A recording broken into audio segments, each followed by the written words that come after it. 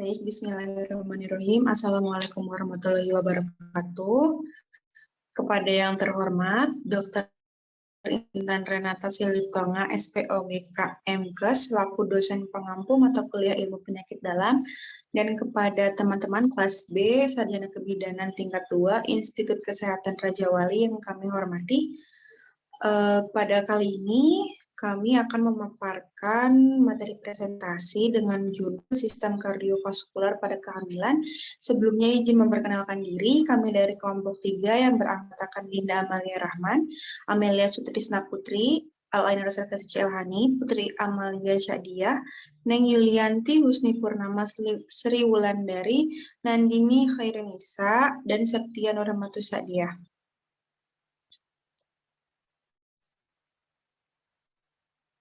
Okay, next.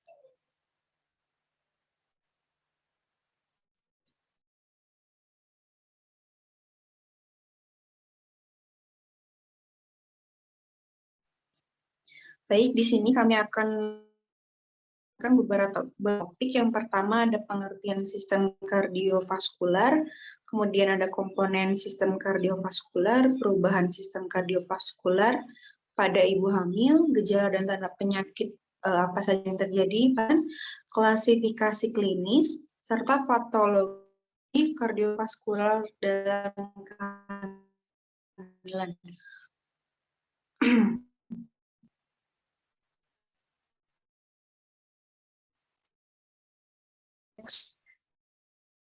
Sistem peredaran darah atau sistem kardiovaskular atau yang biasa disebut sistem sirkulasi adalah suatu sistem organ yang berfungsi memindahkan zat dan nutrisi ke sel dan dari sel. Sistem ini juga membantu stabilisasi suhu dan pH tubuh. Sistem kardiovaskular pada prinsipnya terdiri dari jantung, pembuluh darah, dan saluran limfe. Kehamilan menyebabkan terjadinya sejumlah perubahan fisiologis dari sistem kardiovaskuler yang akan dapat ditolerir dengan baik oleh wanita yang sehat, namun akan menjadi ancaman yang berbahaya bagi ibu hamil yang mempunyai kelainan jantung sebelumnya. Selanjutnya ada fungsi sistem kardiovaskular. Yang pertama, mengangkut oksigen, nutrisi, dan hormon untuk didistribusikan ke seluruh tubuh, serta membawa hasil akhir metabolisme untuk dikeluarkan dari tubuh. Yang kedua, membantu meregulasi panas tubuh melalui serangkaian pengiriman panas oleh komponen darah dari jaringan yang aktif. Yang ketiga, sebagai media penyimpangan serta transport cairan tubuh dan elektrolit. Kedua substansi ini dikirim ke sel-sel tubuh melalui cairan interstisial dengan proses filtrasi, difusi, dan reabsorpsi.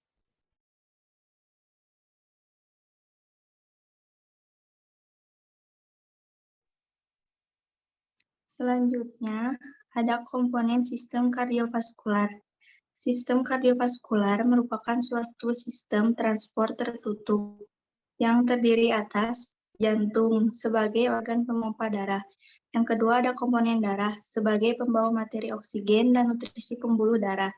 Yang ketiga ada pembuluh darah sebagai media yang mengalirkan komponen darah.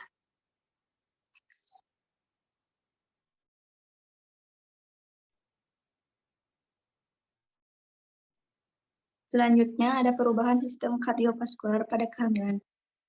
Ketiga, tabung jantung mulai berkembang di splenomegaly.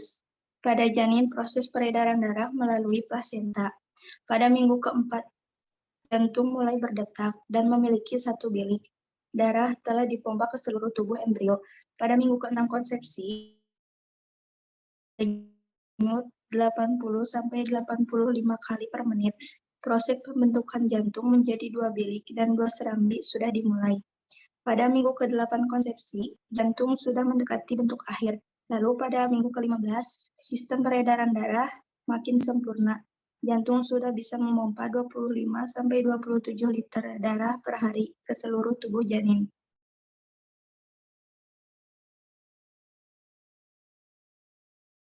Selanjutnya, perubahan sistem kardiovaskuler pada jantung.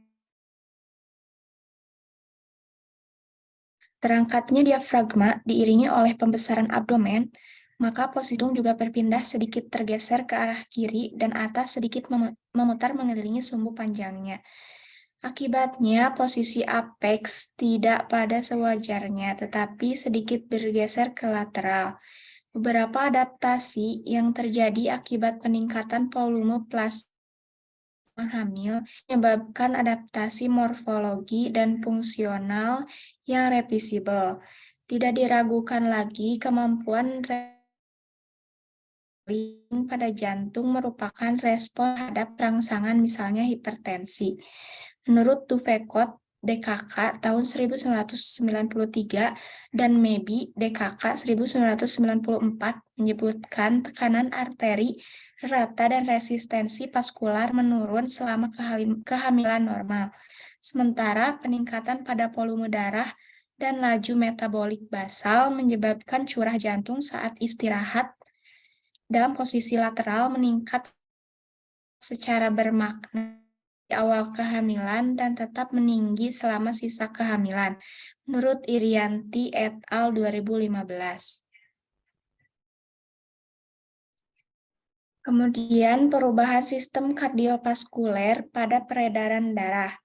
Perubahan sistem kardiovaskuler paling besar terjadi pada masa kehamilan yang bertujuan untuk memenuhi kebutuhan darah yang adekuat untuk plasenta dan janin.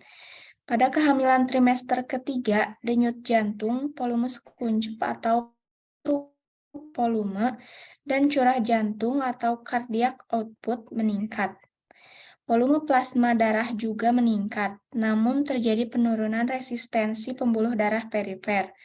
Namun ada juga dari sistem ini yang kembali ke normal setelah 6 minggu postpartum. Curah jantung belum kembali ke normal sampai 24 jam postpartum, namun pembuluh darah perifer meningkat dan tetap lebih tinggi dari normal sampai 6 minggu postpartum. Pengenceran darah secara alami atau disebut dengan hemodilusi, di mana volume plasma meningkat lebih banyak dibanding dengan peningkatan sel darah. Saat nifas, volume plasma darah menurun sehingga menyebabkan peningkatan kadar.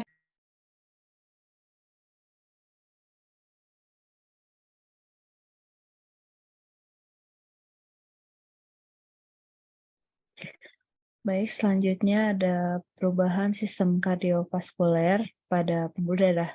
Di awal-awal kehamilan terjadi penurunan tahapan tekanan vaskuler perifer. Turunan menjadi 1 mmHg tekanan. Tetapi pada saat kehamilan at-term akan kembali mengalami kenaikan. Masa kehamilan menjadikan perubahan sedikit pada tekanan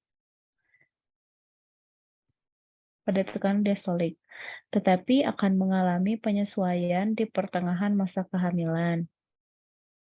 Seperti sebagaimana wanita tidak hamil, semakin uterus membesar akan melakukan penekanan pada vena inferior yang menyebabkan turunnya aliran darah baliknya yang juga mengurangi isi kuncup dan curah jantung. Posisi pada saat berbaring bagi ibu hamil harus sangat diperhatikan agar tidak terjadinya tekanan berlebihan pada vena cava inferior. Akibat tidak baiknya aliran balik vena dan tekanan darah pada tungkai meningkat menyebabkan meningkatnya tahanan dan tekanan vena tungkai. Rektum dan pelvis yang menyebabkan oedema dependent varices pada vena tungkai dan vulva serta hemoroid.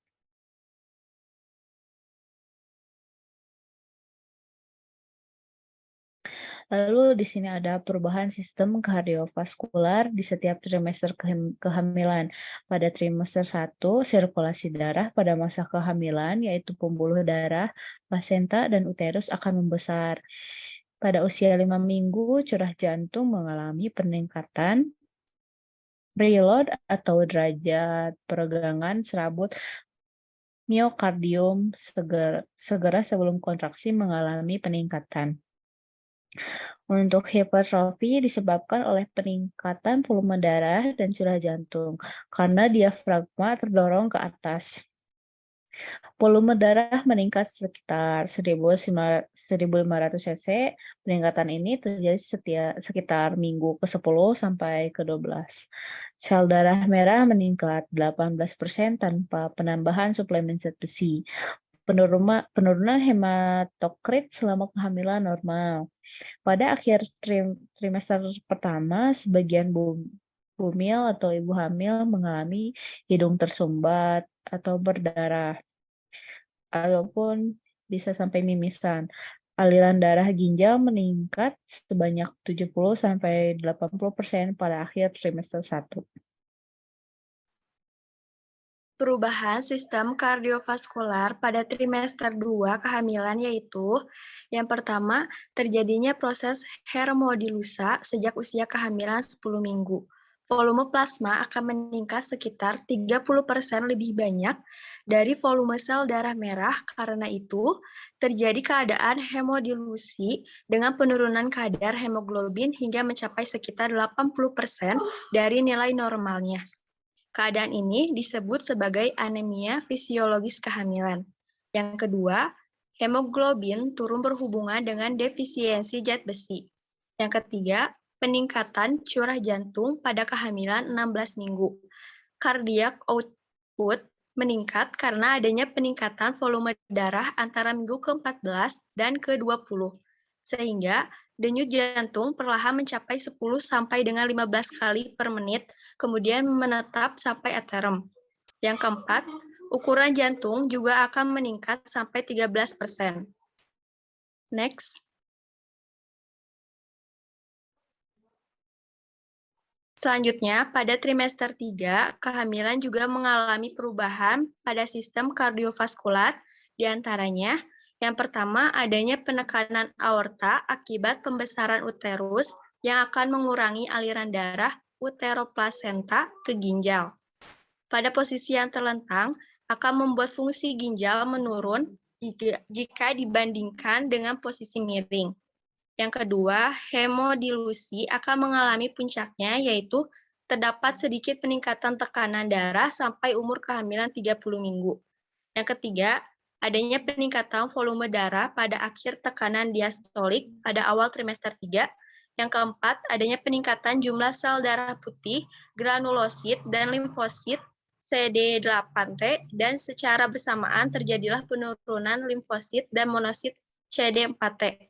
Yang kelima, adanya peningkatan volume darah bersamaan dengan distensi pada vena dan tekanan uterus yang akan menyebabkan edema pada kaki, vulva dan saluran anal, sehingga beresiko terjadi varises vena. Dan yang terakhir, curah jantung pun akan meningkat pada minggu ke-40 kehamilan. Baik, selanjutnya ada akibat perubahan sistem kardiovaskular pada kehamilan.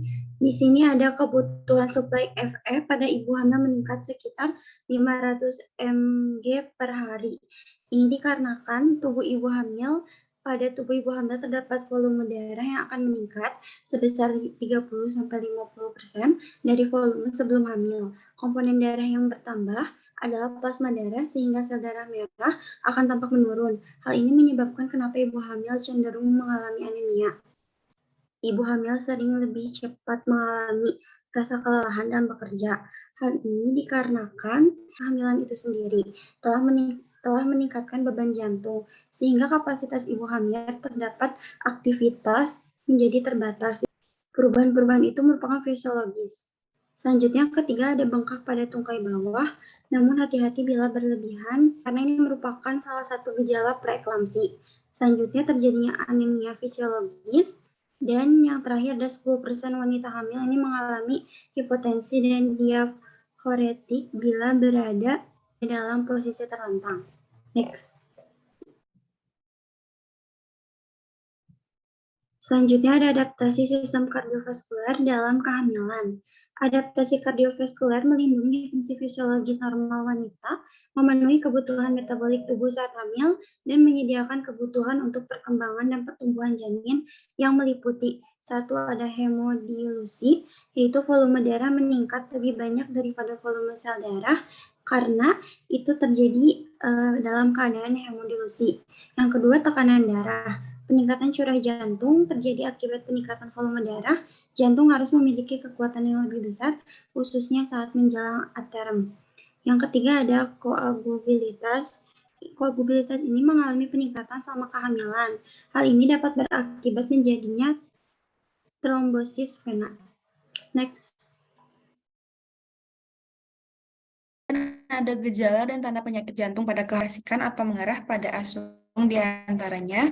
Pertama, ada palpitasi, yaitu di mana ada sensasi berdegup. Selanjutnya ada detak jantung bertambah cepat, selalu merasa lelah, terdapat pembekakan pada tangan dan lengan akibat bertambahnya jumlah cairan, dan garam yang tersimpan dalam tubuh.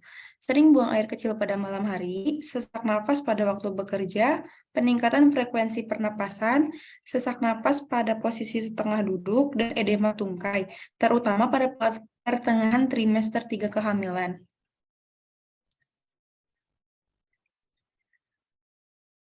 Berikut merupakan jantung. Kelas pertama yaitu tidak terganggu atau tidak ada pembatasan aktivitas fisik, di mana pasien tidak menunjukkan gejala insufisiensi jantung atau mengalami nyeri angina. Kemudian ada kelas kedua, di mana pembatasan ringan aktivitas fisik. Pasien merasa nyaman saat beristirahat, tetapi merasa tidak nyaman saat melakukan aktivitas fisik, seperti kelelahan, palpasi, dyspnea, atau nyeri angina. Kemudian ada kelas ketiga, di mana pembatasan nyata aktivitas fisik.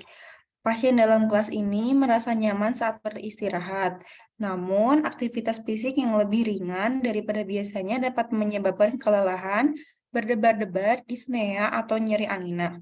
Dan yang terakhir ada kelas keempat, di mana terganggunya berat atau ketidakmampuan melakukan aktivitas fisik dengan nyaman. Gejalanya itu insufisiensi jantung atau angina dapat timbul bahkan saat beristirahat. Jika penderita kelas ini melakukan aktivitas fisik, rasa tidak nyaman akan meningkat.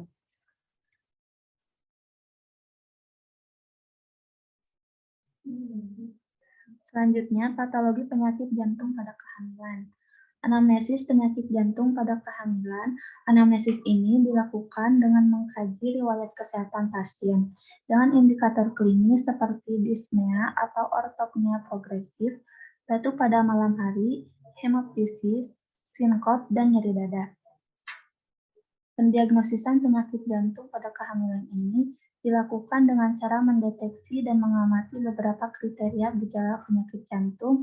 Salah satu dari keempat kriteria ini sudah cukup digunakan sebagai dasar diagnosis penyakit jantung dalam kehamilan, yaitu adanya bising diastolik, resistolik atau bising yang terjadi terus-menerus, terdapat pembesaran jantung yang jelas, terdapat bising jantung yang nyaring dan disertai trill dan aritma yang hebat.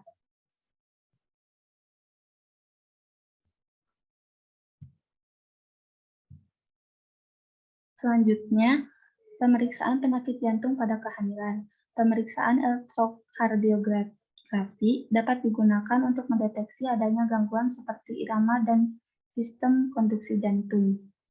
Pemeriksaan EKG sangat aman dan dapat membantu menjawab pertanyaan yang spesifik.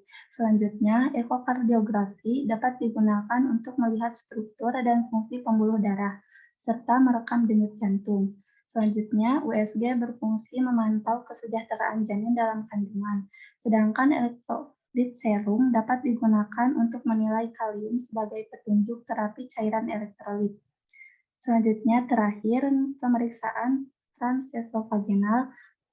Ekokardiografi pada wanita hamil tidak dianjurkan karena resiko anestesi selama prosedur pemeriksaan radiografi.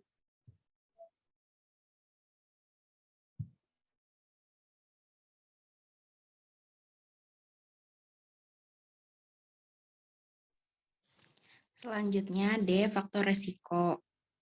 Penyakit jantung akibat demam rematik, perubahan fisiologi saat kehamilan yang dapat mempersulit diagnosis demam rematik adalah nyeri sendi pada wanita hamil karena sikap tubuh yang memikul beban lebih besar daripada biasanya atau kandungan. serta meningkatnya laju endap darah dan jumlah leukosit. Penyakit jantung kongenital, penyakit jantung kongenital adalah penyakit jantung bawaan. Penata laksanaan. Hampir sebagian besar ibu hamil yang mengidap penyakit jantung kelas 1 dan 2 dapat melanjutkan kehamilan tanpa morbiditas. Penanganan ibu hamil yang mengidap penyakit jantung sebaiknya dilakukan dengan bekerja sama antara dokter kandungan dan ahli penyakit dalam. Menurut American College of Obstetricians and Gynecologists, terdapat 4 konsep penata laksanaan penyakit jantung pada ibu hamil yang perlu ditekankan, yaitu 1. Peningkatan 50% volume darah dan curah jantung pada awal trimester 3. 2.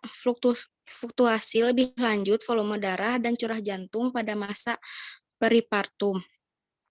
3. Penurunan resistensi vaskular sistemik yang mencapai titik rendah pada trimester kedua.